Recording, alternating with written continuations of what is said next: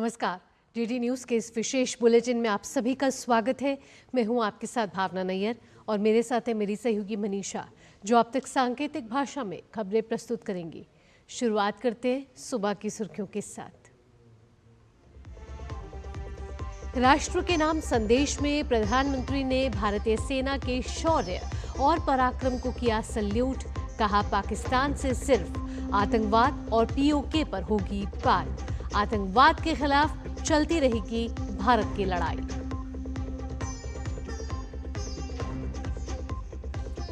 Operation सिंदूर फिलहाल स्थगित। प्रधानमंत्री नरेंद्र मोदी की 2 टूक।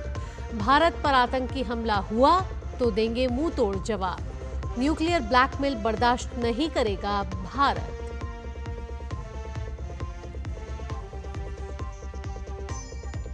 भारत पाकिस्तान के बीच डीजीएमओ स्तर की वार्ता में शांति बहाल करने पर बनी सहमति। अग्रिम क्षेत्रों से सेना की संख्या में कमी लाने के लिए तत्काल उपायों पर दोनों पक्ष करेंगे विचार।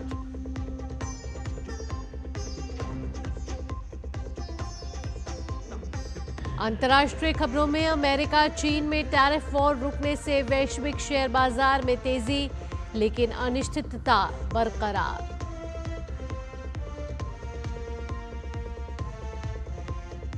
और खेल की खबरों से 17 मई से फिर शुरू होंगे इंडियन प्रीमियर लीग के बचे हुए मुकाबले। ऑपरेशन सिंदूर के कारण रोकना पड़ा था मैच। 3 जून को खेला जाएगा फाइनल।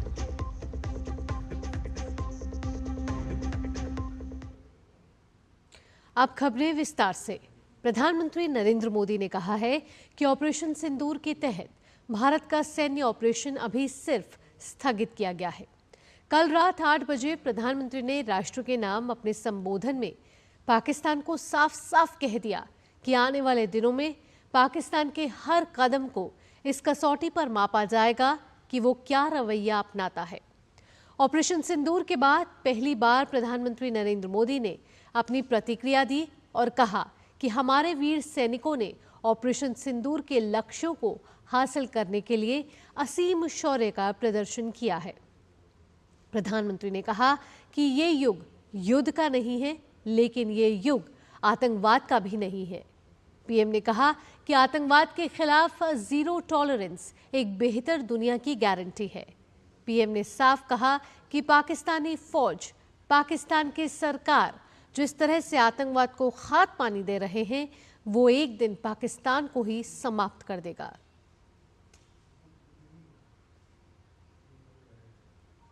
पाकिस्तान को अगर बचना है तो उसे अपने टेरर इंफ्रास्ट्रक्चर का सफाया करना ही होगा।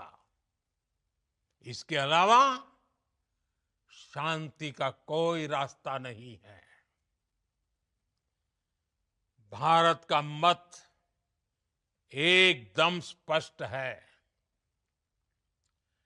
टेरर और टॉक एक साथ नहीं हो सकते।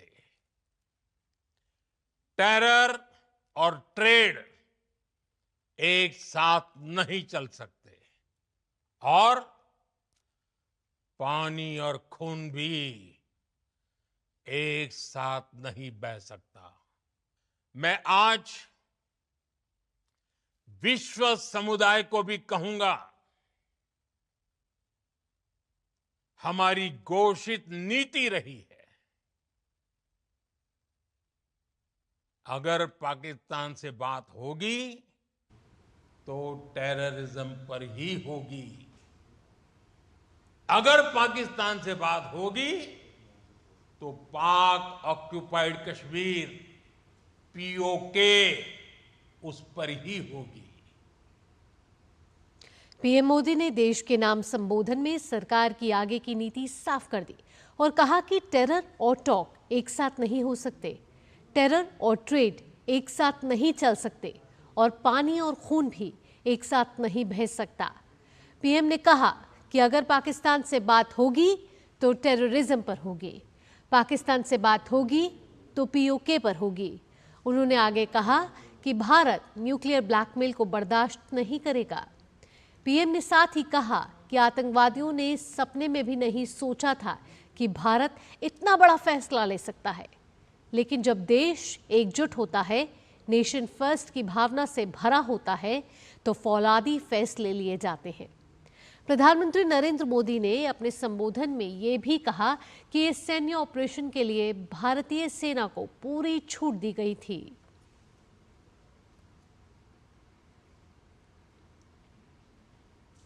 प्रधानमंत्री ने राष्ट्र के नाम संदेश में जो कुछ कहा है, उस पर रक्षा मंत्री राजनाथ सिंह की प्रतिक्रिया आई है। रक्षा मंत्री ने कहा कि प्रधानमंत्री ने आतंकवाद के खिलाफ भारत की नीति को पूरी दुनिया के सामने बड़ी स्पष्टता और दृढ़ता के साथ रख दिया है। प्रधानमंत्री ने यह भी साफ कर दिया है कि भविष्य में अगर पाकिस्तान से कभी बात होगी तो केवल आतंकवाद और पीओके पर ही होगी। राजनाथ सिंह ने कहा कि प्रधानमंत्री ने ऑपरेशन सिंदूर के दौरान भारतीय सेनाओं के शौर्य और पराक्रम की भी उन्होंने खुलकर सराहना की है। रक्षा मंत्री ने प्रधानमंत्री को उनके सशक्त नेतृत्व के लिए धन्यवाद दिया। वहीं गृह मंत्री अमित शाह ने प्रधानमंत्री मोदी के राष्ट्र के नाम संबोधन पर प्रतिक्रिया देते हुए आतंकवाद के खिलाफ भारत की नीति को दोहराया। गृह मंत्री ने सोशल मीडिया प्लेटफॉर्म एक्स पर पोस्ट किया कि प्रधानमंत्री नरेंद्र मोदी ने ऑपरेशन सिंदूर के माध्यम से भारत के दुश्मनों के लिए सीमा रेखा खींच दी है। सशस्त्र बलों ने पाकिस्तान के आंगन में पल रहे आतंकवाद की इमारत को ध्वस्त कर दिया है। सशस्त्र बल ने अपनी ताकत से पाकिस्तान को थर्रा दिया है और आतंकवाद के लिए शून्य सहिष्णुता की नई परंपरा स्थापित की है। अमित शाह ने कहा कि प्रधानमंत्री मोदी ने हमारे इस संकल्प को दोहराया है कि दुश्मन यदि कोई गलती करने की हिम्मत करेगा तो भारत उसी क्षण जवाबी हमला करेगा। भारत पाकिस्तान के बीच डीजीएमओ स्तर की वार्ता में कुछ अहम बिंदुओं पर बातचीत हुई। कल शाम 5 बजे आधिकारिक वार्ता में दोनों पक्ष इस बात पर सहमत हुए कि अब दोनों तरफ से कोई आक्रामक और शत्रुतापूर्ण कार्रवाई नहीं होगी। इसके साथ ही कोई भी पक्ष एक दूसरे पर गोलीबारी करने से बचेंगे। भारत और पाकिस्तान के डीजीएमओ इस बात को लेकर भी सहमत हुए कि अब दोनों पक्ष की सेनाएं अग्रिम क्षेत्रों से अपनी संख्या में कमी लाने को लेकर तत्काल उपायों पर विचार करेगी। ऑपरेशन सिंदूर की सफलता को लेकर भारतीय जनता पार्टी आज से देश भर में तिरंगा यात्रा निकालेगी। इस दौरान प्रधानमंत्री नरेंद्र मोदी के दृढ़ नेतृत्व और सशस्त्र बलों के पराक्रम के बारे में लोगों को बताया जाएगा। 23 मई तक चलने वाली इस यात्रा के माध्यम से देशवासियों में राष्ट्र प्रेम और एकता की भावना को जागृत करने के साथ आतंकवाद के खिलाफ देश की प्रतिबद्धता को भी प्रदर्शित किया जाएगा। यह यात्रा ग्रामीण और शहरी क्षेत्रों में व्यापक स्तर पर आयोजित की जाएगी, जिसमें सैन्य बलों के सम्मान में विभिन्न सांस्कृतिक और सामाजिक कार्यक्रम भी आयोजित होंगे।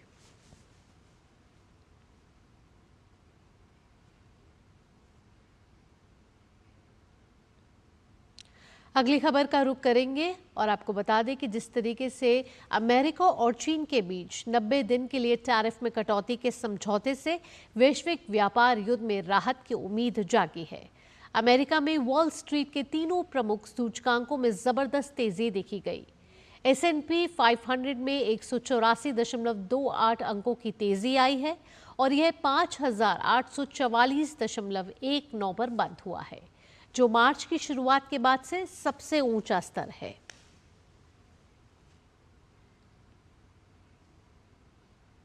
अमेरिका के राष्ट्रपति डोनाल्ड ट्रंप खाड़ी के 3 देशों सऊदी अरब, कतर और संयुक्त अरब अमीरात की यात्रा पर है। आज वे अपनी यात्रा के पहले चरण में रियाद पहुंच रहे हैं। 2017 में अपने पहले कार्यकाल के दौरान भी उन्होंने पहली विदेश यात्रा सऊदी अरब से ही शुरू की थी।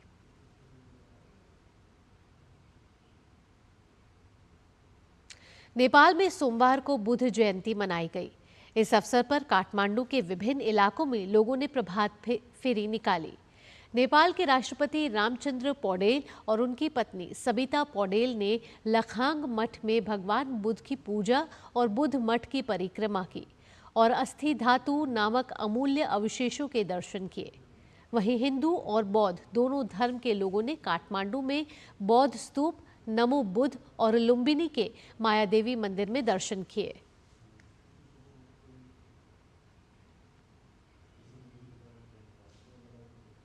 खेल की खबरों में इंडियन प्रीमियर लीग 2025 के बाकी बचे मुकाबले 17 मई से शुरू होंगे।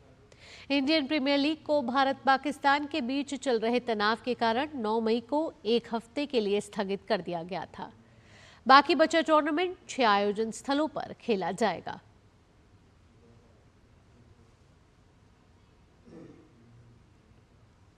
और इसी के साथ इस विशेष बुलेटिन में इतना ही। देश और दुनिया की बाकी खबरों के लिए आप देखते रहिए डीडी न्यूज़। फिलहाल के लिए मुझे और मनीषा और साथी टीम को दीजिए अनुमति। नमस्कार।